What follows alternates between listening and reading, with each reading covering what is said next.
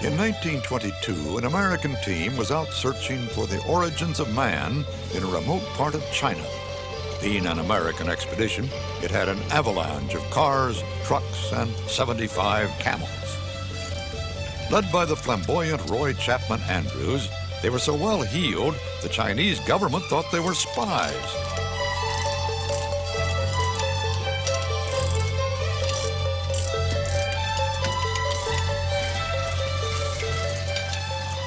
After bandits, breakdowns, and the weather, the fossil hunters found a treasure trove.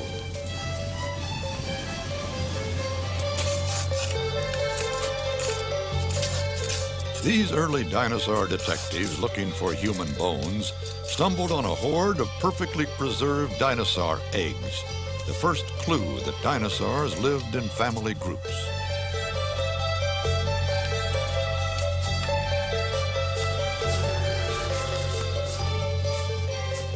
Carefully packed in camel hair, the eggs were sent back to New York. Eggs were a beginning. Dinosaurs must have had a social life, but what was it like? The question remained unanswered for 50 years.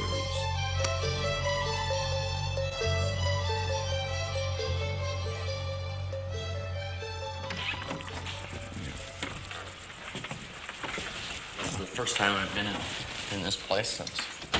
Then in 1978, an eager young fossil hunter stumbled on clues which would transform our ideas about dinosaurs. Jack Horner was looking for eggs and baby dinosaurs in America, but he didn't find them right away. It really began, huh? Yeah.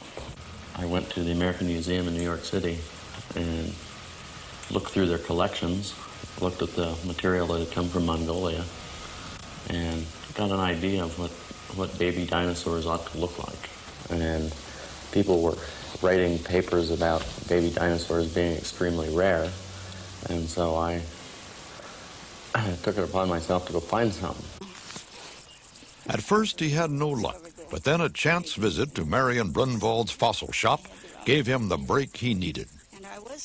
Well, I said I got some of these funny little bones, so I showed him some of these bones, and he wanted to know if I had more of them. I said, yeah, over at the house. She produced 2 small pieces, and one was the thigh bone of a duck-billed dinosaur, and one was what I believe was a rib fragment. But the thigh bone was the wrong size. It was the right size for a baby. She had a coffee can full of little pieces, and what we were looking at were, as far as I knew, North America's first true baby dinosaurs. Horner had been searching in the wrong place. Dinosaurs nested in the hills, not in the valleys. When he realized that, he found whole colonies of breeding dinosaurs. Jack, you've got a reputation of the keenest eye in paleontology, of being able to pick out things from a bunch of rocks like this. How about showing me how you do it? Pick out one for me. I want to see an eggshell. Well, let's go for a walk and see if we can find something. See, here we have what? Eggshell fragments. Those? Yeah. Well, now, how in the world did you see that? I would never see those little tiny things. Eggshell is really pretty common out here. In fact, it's one of the most common fossils we have in the formation. But when we find a real concentration of thousands and thousands of pieces, then we know we have a nest. Mm-hmm. And what we've been doing is combing the areas looking for other nests, and we've come up with 8 more. So we know that these dinosaurs nested in colonies. Horner had discovered the eggs of a plant-eating dinosaur. It grew up to 20 feet in length and produced eggs in clutches, 20 at a time. Weighing in at about a ton, how did these dinosaurs incubate their eggs? Did they care for and feed their young, or simply abandon them? The answers have revolutionized our ideas. The name Jack Horner gave this plant eater, Maiasaura, sums up how he believes dinosaurs behaved. We don't know how long. Can you tell me what this is? It's nest of a Maiasaura. Nest of a Maiasaura. Maiasaura means the good mother lizard. When did Maiasaurs live? A real long time ago? 80 million years ago, right? Do you think dinosaurs sat on their eggs to incubate them? Nope. Like birds do? No. Why not? Crush them. That's right. They'd be flat, wouldn't they? That's right. So what we think is that the mother dinosaur, covered the eggs with vegetation, and then the vegetation would begin to rot. And when things rot, it creates heat. And so that heat would have warmed the eggs. It's a pretty neat way to do it, isn't it? Now, what are your clues that have led you to believe that the mother dinosaurs cared for their young? The ends of the bones of the babies in the nest are not very well formed. They would have had a very large cartilaginous cap, which means that the babies couldn't walk. And they're little plant eaters, and therefore if they couldn't walk, we assume that the parent would bring food to them. We find some other stuff of these dinosaurs, too. In fact, we find dinosaur stuff. We call it coprolites. You know what coprolites are? Yeah, dinosaur stuff. Yeah. We find those in the nesting grounds. And so we can look at those coprolites, and we can tell what the dinosaurs ate. And we know that the baby dinosaurs were eating berries, like you see the mother feeding him. We have what we call a coprolite, which is dinosaur dung. Oh. And we have some people working on it. It looks just like a sort of a black rock. My God. But actually what we have here is a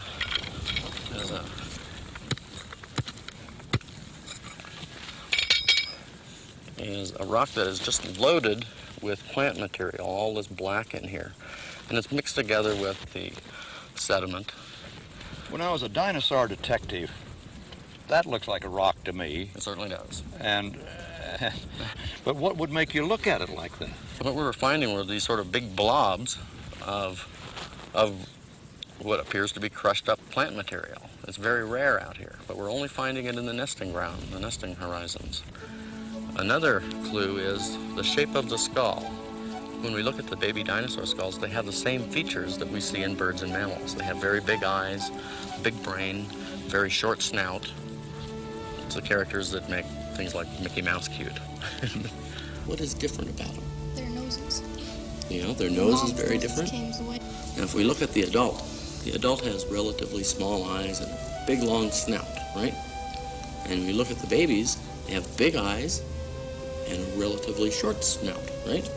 Puppies are like that. If you look at a brand new puppy, they have a short nose and big eyes. They're cute, right? Some scientists think that animals feed their young if they're cute. And that's why we get fed when we're little. Because we're kind of cute, right? Yeah, well, you know, when you get to be 18, then you're not cute anymore, I guess. Only now are we beginning to ask the questions about dinosaurs that we naturally ask about our animal kingdom. For if they lived in families, how did they communicate with one another? David Weissample thinks he knows, at least for a close relative of the good mother known as Parasaurolophus. This plant eater was 30 feet long, and on its head it had one feature that seemed made for sound, a crest 3 feet long. How did you come to this theory that the dinosaur made sound through what would look like a horn? Right. Well, we've got this skull. This is an animal called Parasaurolophus. And all this is bone. So that we know that when the animal breathed in, the air came in through the nostrils, went all the way to the back of the crest, and then came down this bit here, came to the back of the throat, down the windpipe into the lungs. And when it breathed out, it reversed that pattern, came back here and out here. So that if you put some sort of voice box, a sound generator here, the sound's pushed all the way through the crest and has to make that kind of sound. You can do some calculations, do some arithmetic to figure out what kinds of sounds they might have made. But the real clincher is to actually take this kind of configuration, this kind of shape, this skeletal stuff, and then make yourself a horn as well. Okay. This is a big contraption that I've made, which is the same size, it's life size of the crest of this duck-billed dinosaur, Parasaurolophus. Okay, here we go. Pretty low note, right? Yeah, can I try it? Hang on a second. Well, do you guys know how this would go on a Parasaurolophus? Yeah. Let me show you on Brent here, all right? Brent, turn your head a little bit, all right? sort of go like this, right? Where the voice box is down here, kind of where Brent's is. And I go all the way out to here and then back down and out through his nose right there. Right? You guys want? Well, Brent, you want to try it? Stand up. This is the end. Buzz your lips. There you go. Whoa. Was that for real, or was that just for the kids? Well, no, that's actually based on a fair bit of fact from skeletal remains we have of that particular dinosaur.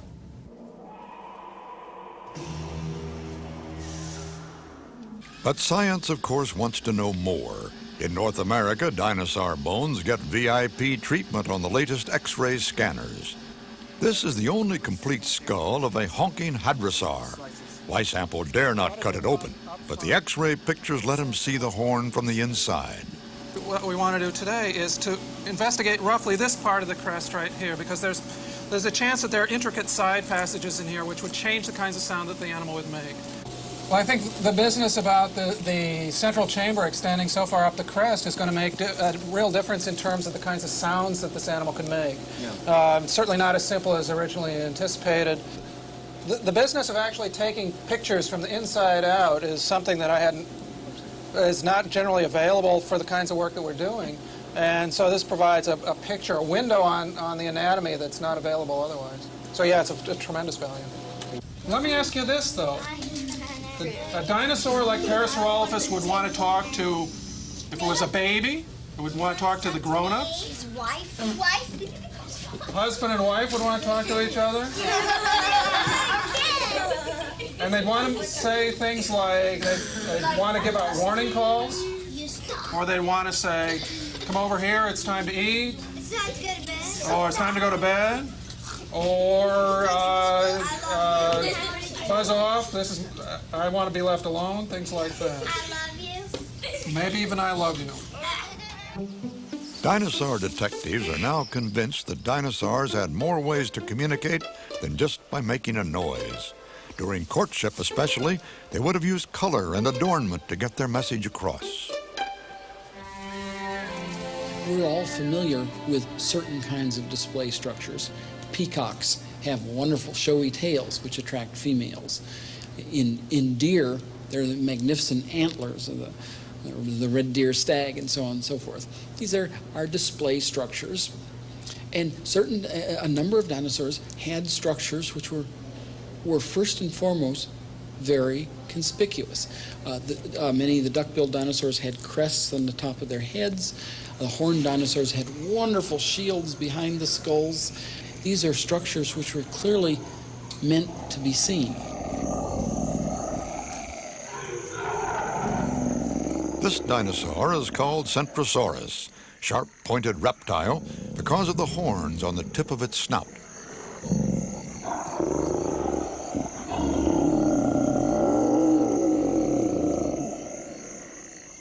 A plant eater which topped the scales at 3 tons.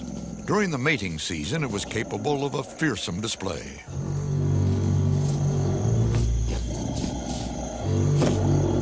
Its 3-foot collar was rimmed with triangular lumps of horn-covered bone. By vigorously nodding its head, it warned off all but the most pugnacious of rivals.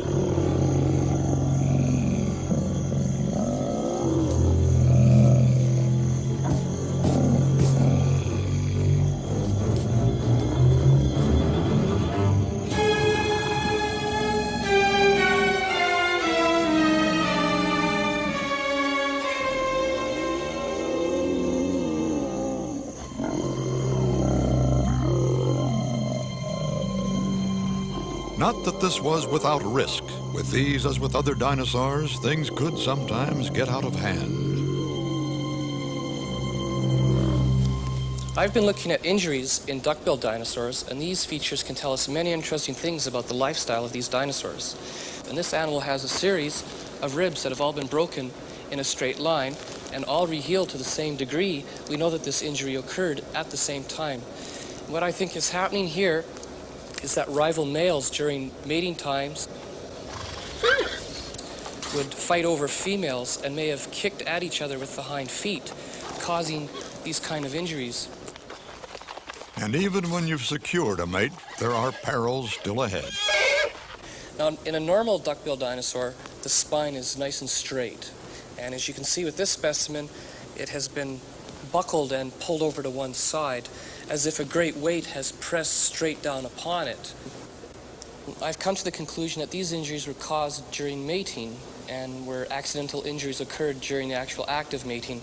Now, these types of injuries only occur in adults and are only reflected in the very proximal or base of the tail, which is where the reproductive organs would be in this area here.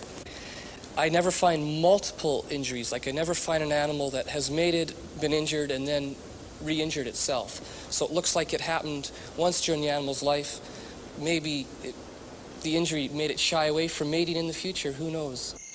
Clue by clue, the evidence mounts on the habits and social life of dinosaurs, and not just from the odd skeleton.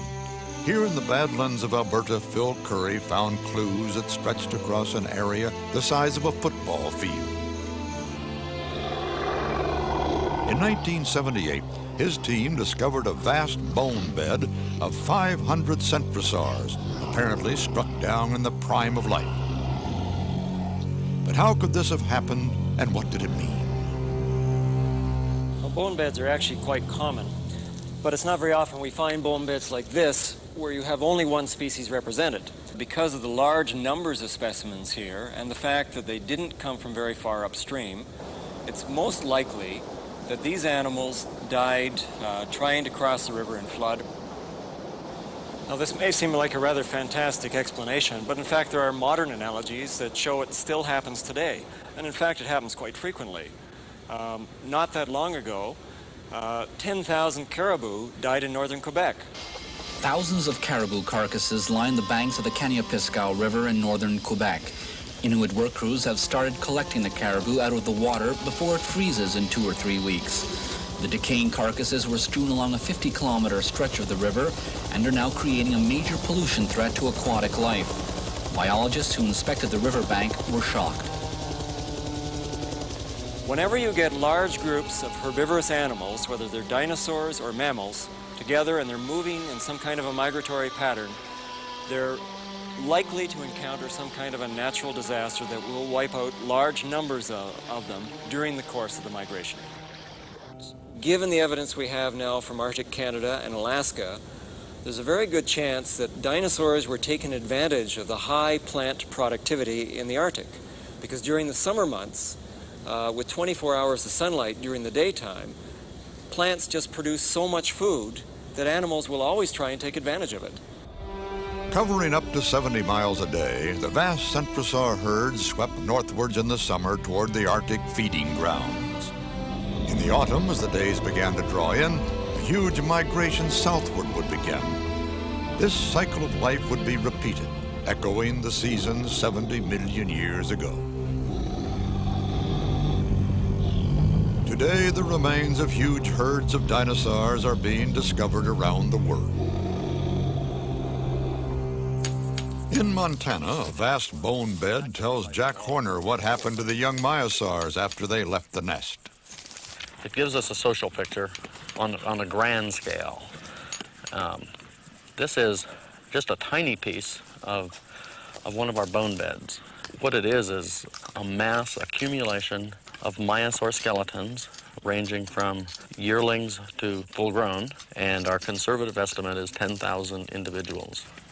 The story, that we've been able to put together is that we have these large groups of herbivores that are migrating north to south up and down this thin piece of West America. What was this place like at the time these dinosaurs roamed these plains?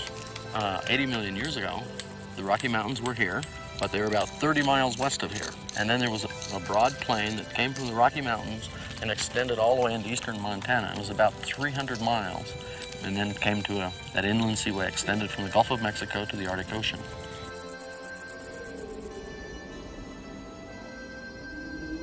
And if you're one of a herd of, say, 1,000 hadrosaurs moving around the countryside, you couldn't stay in one place for very long, simply because that number of animals would eat themselves out of house and home very quickly indeed.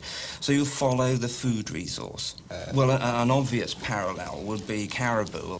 So really one can envisage the herds of hadrosaurs moving much like caribou do, with perhaps the tyrannosaurs being similar to wolves, following the herds, picking off the lame, the infirm, and the young, and having a very similar relationship that we see today in caribou and wolves. Guided by an acute sense of smell and aided by stereoscopic vision, the Tyrannosaurus would close in.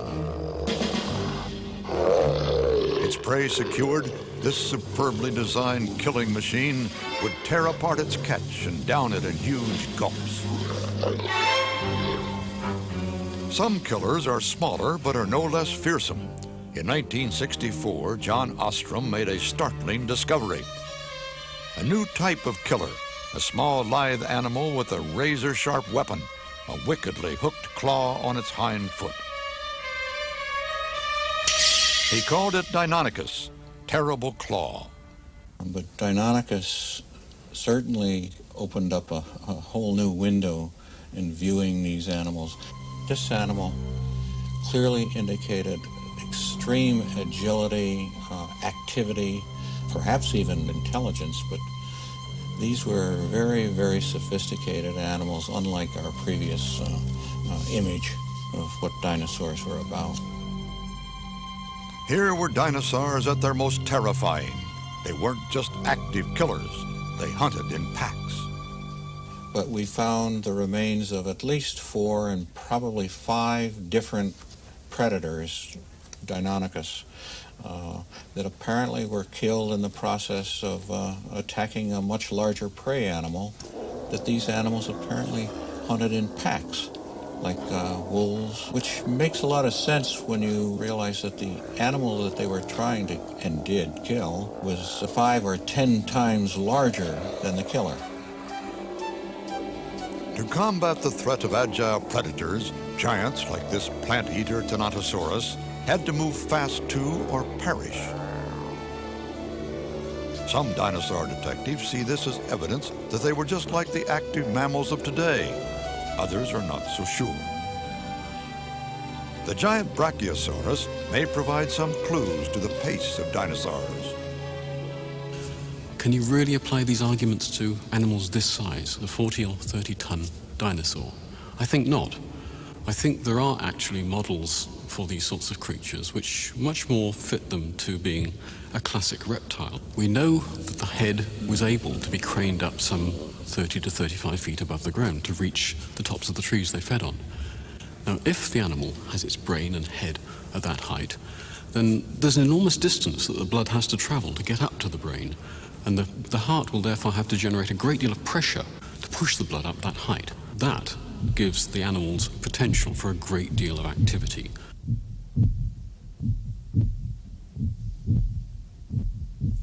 So these actually are pretty wondrous animals because they're combining some of the best attributes of the animals that are so active today, the mammals and birds, with the economy of lifestyle that's associated with a reptile.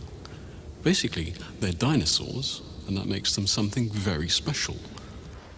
It was an egg that led Jack Horner to discover that dinosaurs were complex animals. They cared for and reared their young. It was bones like these that led an inquiring Bob Bacher to an even more radical idea. Until he came along, most dinosaur detectives assumed that dinosaurs were like lizards and crocodiles, were cold-blooded, in other words. But in the 1970s, he began a revolution. He came up with an idea, that's still controversial today. Bob, your idea is that these things were warm-blooded, huh? Well, absolutely. I grew up in the 4th grade with brontosaurs like this in the Life magazine. Gray, stupid, slow, up to its armpits in some fetid swamp. But when I got to studying the guy, I found out that nose to tail and shoulder to toes, they had it all wrong. It saw in color. And animals that see in color have bright colors, to attract mates. So don't think of Brontosaurus as gray. Think of the bull Brontosaurus in some brilliant crimson or bright blue or a metallic green to attract a mate. Now, if you get into the heart of the matter, I mean, literally, I'm going to crawl into the cardiac chamber here, you see something astonishing. And when the penny dropped and I realized this, I just kicked myself. Why didn't I think of this before? This chamber here in the front of the chest, well, there's only one organ there, the heart. Let me come up there and have Sure. a closer look at that. Have a heart-to-heart here. This gigantic chamber housed a heart that would be hundreds and hundreds of pounds. Today, only warm-blooded active animals have huge hearts. And going aft, the hip socket, wonderful joint, designed to let this whole hind leg swing backwards and forwards in an efficient, well, like a pendulum. This suggesting that the animal was far more active than our idea of this sloth-like creature. Absolutely. Absolutely. Evolution is very careful. Evolution doesn't build in excess stuff. It's not like the Pentagon. There are no cost overruns in Brontosaurus. Natural selection worked on this beast to give it the knee and the thigh and the lungs and the heart that it needed. And it gave them warm-blooded specifications. Pound for pound, there's more strength in these legs than there is in a modern elephant. And much more strength than in a cold-blooded tortoise. This is a biological machine designed for pumping, for moving with tremendous activity.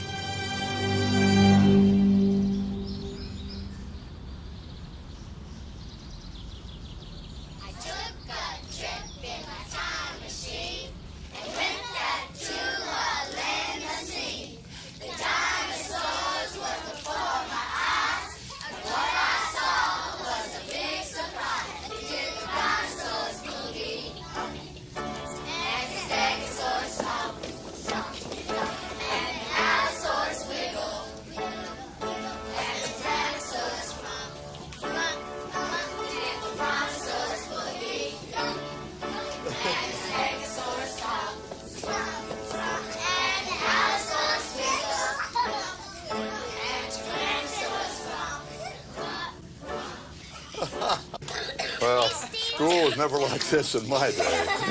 I'll tell you, now with the use of songs and dances and games and visuals of all kinds, these youngsters, through the use of dinosaurs, are learning about the world around them in a way that's absolutely astounding to, to dinosaurs like me. The work of dinosaur detectives has turned dinosaurs into learning tools. Children all over the world can now explore their fantasies and learn at the same time. They get interested in them as early as 4, and then at 5 they're very mystical, and then after that I think they start getting more interested in learning why did they die out? You know, why aren't they around anymore? Where did they live? You know, all of that sort of thing. I think they become more interested in the facts afterwards, but the young children, the kindergartners, are just interested in them just for life's sake. I think any teacher probably jumps at the chance, because if you've got something that is a motivator, I mean, whatever it is you use, and this, I've never met a child who wasn't interested in dinosaurs in some way. And the more you read and the more you hear, the more interested you become, because there are mysteries involved, and I think mysteries are always something that turn us on. In southern France, in the sleepy town of Esperanza, the tranquility is deceptive. Here, too, lies a mystery that has captured the imagination of the local community. Gwen. Hi, Gwen. It's being unraveled by these children and their very special teacher as they piece together the clues in the classroom in the hills nearby. Gwen, qu'est-ce que c'est? Just outside the town is a dinosaur nesting site which the children have made their own.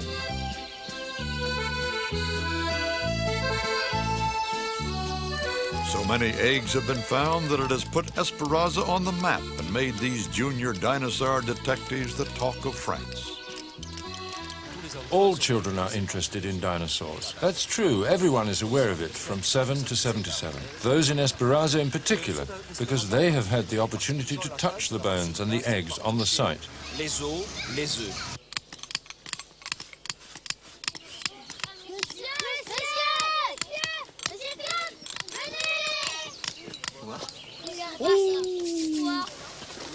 superbe. Prêtez-moi ça là. Attends. Oh, superbe. The eggs are those of a giant Hypsilosaurus. Yet for all their size, they must have tiptoed with great daintiness between nests crowded with babies. Such discoveries may bring fame and fortune to Esperanza. The eggs may be the key to its economic future. Actuellement, ce que vous avez vu aujourd'hui... In fact, what you've seen today is only an exhibition, a small temporary exhibition. But the town council, the mayor, have much more important plans for exhibiting the whole of the collections. We hope to create a museum of the upper valley of the Aude, a regional museum of great importance, which is likely to bring a revival, a lift, to the economy of Esperanza, which has great need of it. And we think that this museum will attract many tourists, many people from all over Europe. In America, too, the thrill of a fossil find can capture the minds of children. Some already are dinosaur detectives in the making. Isn't that where you found yours there? Yeah. Let's sit down. I'd like to hear more about how you found it. One day, me and my dad were walking down this creek, and I saw these teeth, like right in here, sticking out in the rock. That's a pretty neat job. These dinosaurs are pretty interesting. This one that you found, Thad, is a plant-eating dinosaur. It's probably about 113 million years old or so. This other one that you found was a plant eater as well. This was a little baby. It was found washed out to sea and is only about maybe 98 million years old or something like that. Why do you like dinosaurs? I wanted to find out what animals ate what other kind of animals. What do you want to be when you grow up, Thad? I'm going to be a dinosaur finder, paleontologist, scientist that finds bones. Well, you know, a lot of people find fossil dinosaurs when they're just out looking. A lot of them. You don't have to be a paleontologist to find one. You can just be someone that likes to look. From the earliest pioneers, it's been dedicated amateurs who have often made the most spectacular finds. Searching out dinosaur bones is a passion of Kathy Wankel. Her obsession paid off one weekend while exploring the Badlands of Montana. It was Labor Day weekend of 1988. My husband and I were hiking around this area. I had spotted a small ridge of white sticking out of the dirt. We walked over about in this area. I knew it was a dinosaur bone. I could see the bone marrow, and I had picked up fossils before, and I just knew it was, and I was really hoping it was a T-Rex. I just had a feeling that it might be. I don't know if it was premonition or what, but I was real excited about it. I thought it was a mega find. That's what I called my dad and told him it was a mega find. And he said, oh, it's probably just some old cow bones. He didn't have faith in me. Jack Horner did, and Kathy Wankel's T-Rex has become the latest star exhibit at the Museum of the Rockies.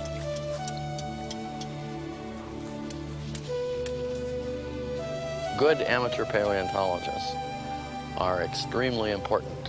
There are only a few of us paleontologists in Montana, and the state is 600 miles long and 400 miles wide, and there are lots and lots of areas that have good fossils in them. So eyes out looking for us are what we need. In fact, in our museum, we have 6 or 7 big exhibits, and all of the specimens we have were found by amateurs.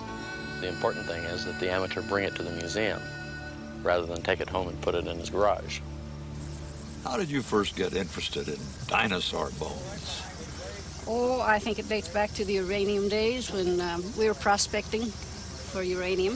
I found this big humerus, that's the upper arm bone, and it's now in the Smithsonian, but finding this big bone kind of set us off on that. I've been looking around this quarry, for instance, and it looks to me like bones look like rocks. I don't know how an amateur would ever tell one from a rock. Bones do look like rocks, and you have to learn how to distinguish a rock. Bone has cell structure, just like our bones in our body. You know, we have cell structure. Wood has grain. So I look for that cell structure, and it's there if you look for it. And it's just like anything else, you learn to know what you're looking for. But you can see that just with the naked eye as you walk across a bunch of rock? Yes, after a while. Mm-hmm. Vivian Jones has walked these hills of Colorado for 40 years. Her numerous discoveries have helped dinosaur Jim Jensen uncover some major finds. How did you discover this particular site? Well, I was looking over this little opening on this hillside, and I found this very strange shaped bone, and I did not know what it was, so I decided to take it home and put it up until I saw Jim the next time to get it identified. What were you doing with them? Well, at first we were just kind of storing them, not knowing what to do with them, and then Jim came by, and he was our savior. In what sense was he your savior? Well, he just asked us if we would work with them if we were to find anything, and we were more than happy to do that. And as a result of that, they made a tremendous contribution to science, actually, because of the finds they made. I was able to open up 4 quarries in these mountains and recover the most new dinosaurs that anyone's ever found. Today, chance discoveries are being helped by science. Dinosaur hunters use technology to detect what the eye cannot see. That's the theory, anyway. In practice, finding dinosaurs is still, shall we say, a hit-and-miss affair. Got a misfire, wait a minute. Roland, you know it's all your fault that we got involved in all this confusion Wait here. a minute. You led me on by saying paleontology was in the Dark Ages and we needed to do some real science. Well, that we were in the Dark Ages then, and I think we still are. Ready? I'm ready, arm it. Ready? Seriously, this all began when I gave a seminar at Los Alamos and challenged scientists like Roland and others here into helping us conduct this excavation. The specific problem that I posed was, can we see the bones in the ground before we excavate them? And the reason I needed to know the answers was that we had 10 feet of rock to remove before we could get down to bone level if this skeleton were to continue into the hill the way we projected. Okay, Cliff, show us some bones here. What do you got? Time will tell whether high-tech can reveal all about this particular dinosaur. It's called Seismosaurus, and it may turn out to be the biggest dinosaur ever. But that's not all. The bones found so far are in the same position they had in life, articulated, and that's a crucial lead for dinosaur detectives. Probably the most important feature about this skeleton is the fact that it's articulated. The reason we like to have articulated skeletons is that it allows us to know exact positions for each bone, and that's important in our descriptions and analytical work. In this case, the articulation was also important because we have a series of stomach stones that were found in direct association with the bones, like the stones in this circle, which are the gastroliths that were used for grinding food. They represent the substitute for teeth. In the sauropod dinosaurs, the teeth were about the size of my finger. They couldn't grind food. Instead, all they could do was rake food off the vegetation. And there was no grinding mechanism at all in the jaws. The only capacity for processing food mechanically was with gastroliths, grinding in a grinding mill so that the food would be crushed and processed, readied for chemical digestion in the stomach. And it's a fair estimate to say that they ate around a ton, or 2,000 pounds of food in a day. They processed that much plant material. Like any scientific investigation, there's always a wild card. The wild card in our study is the occurrence of this gastrolith, which is so much larger than elsewhere. We were astonished. This one weighs over 2 pounds, and it's 5 or 6 times larger than this one. One idea we have is that perhaps this was the one that caused the extinction of this individual when he choked to death. However that Seismosaurus died, giants like him survived, generation after generation, for 130 million years. But how did they manage to survive for so long? In fact, all dinosaurs would fit in the same size range as our known range of living and fossil mammals. So the question really ought to be, why aren't more mammals dinosaur size? Because they certainly can get to be that big. Well, I think it's something to do with the difference in reproduction between mammals and dinosaurs. Large mammals, like elephants, only have one young every 3 or 4 years, whereas dinosaurs, we know, could lay 20 eggs at a go and may have bred more often. As the Ice Ages, the large mammals were the ones that went out, probably because when they had a bad winter or something, and many of them died, they couldn't rapidly rebuild their populations.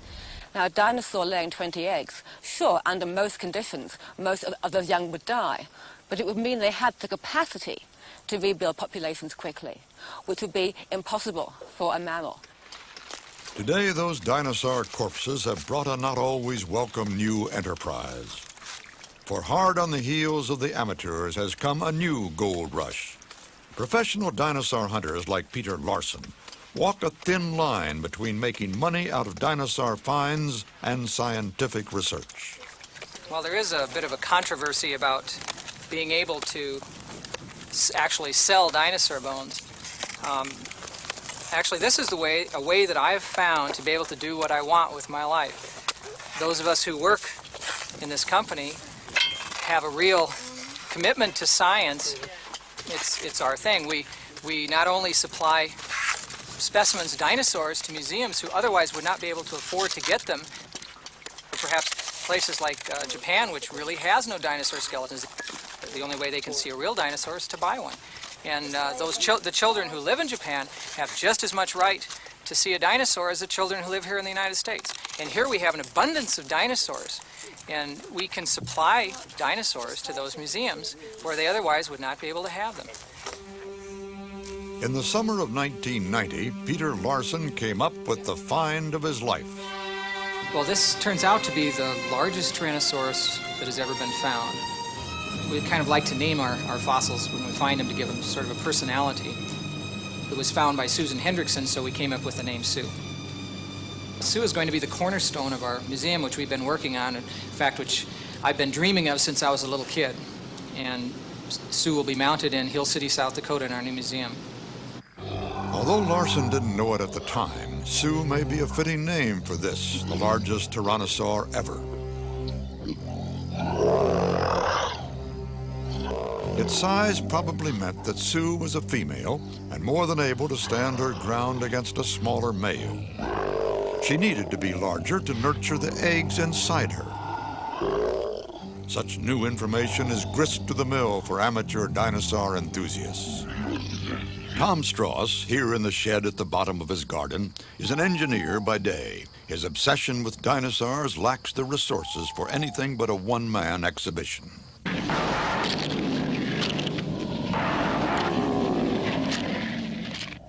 But his homemade movies have won him a delighted, if limited, audience.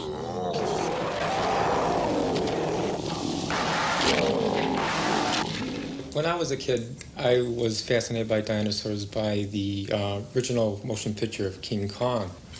From that moment on, I had an urge to do my own motion picture.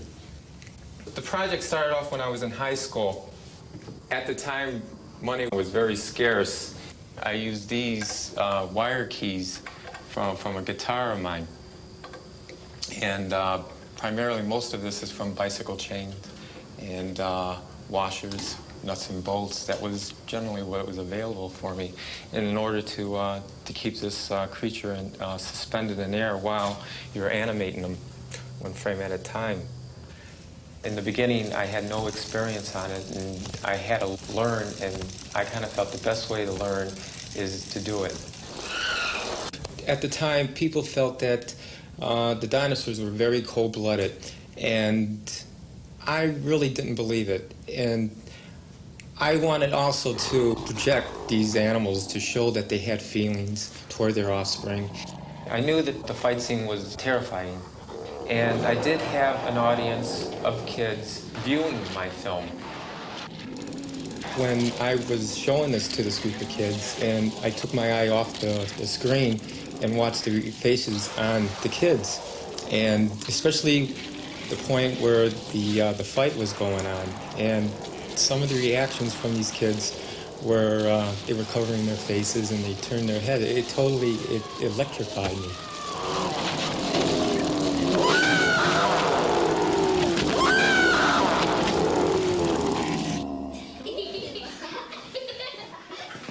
Dinosaurs to kids are particularly exciting because they're bigger than houses and things, and they're exciting to kids, and they're scary, but they don't have to worry about them anymore because they're gone.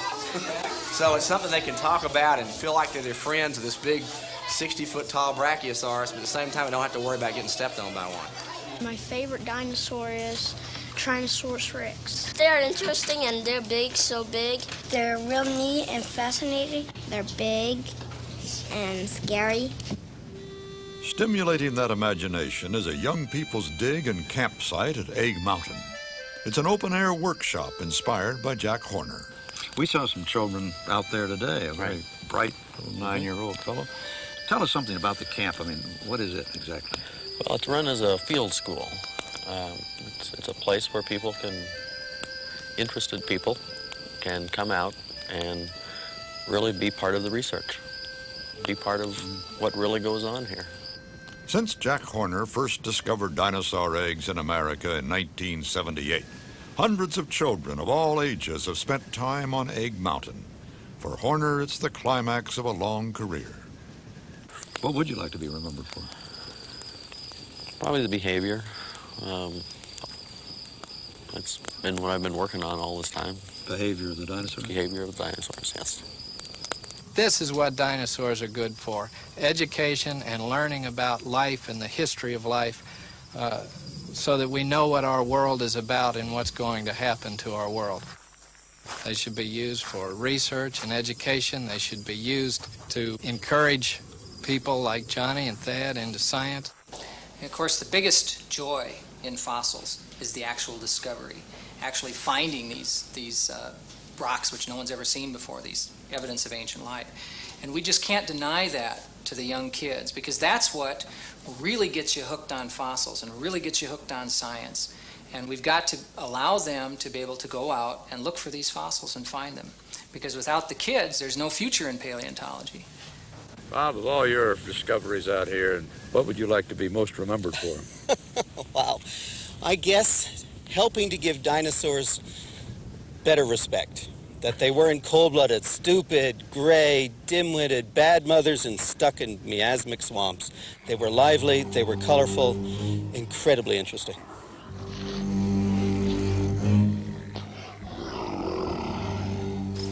Jack Horner and others revolutionized our idea of dinosaurs. Out went the idea that they were lumbering, slumbering giants. Now we know that they were among the most successful creatures that ever lived on this planet. But if that's the case, why did they die out? Well, some think it was a mass extinction. Others are not so sure. And did all the dinosaurs die out, or perhaps did some survive in a different form? For some clues to the death of the dinosaurs, join me for our next episode.